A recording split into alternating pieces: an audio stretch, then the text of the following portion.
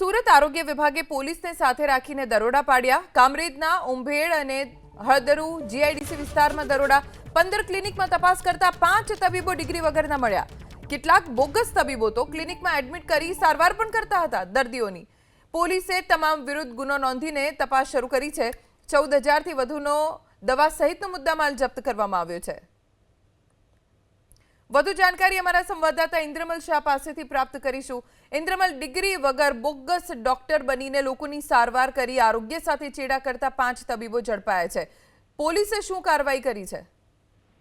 બિલકુલ, પોલીસે હાલ છે તે તમામ લોકો વિરુદ્ધ ગુનો દાખલ કરી જે ગુજરાત મેડિકલની જે કલમ છે તેના અંતર્ગત ગુનો દાખલ કરી તમામ જે 5 બોગસ ડોક્ટર છે તેની હાલ છે તે અટકાયત કરી લીધી છે।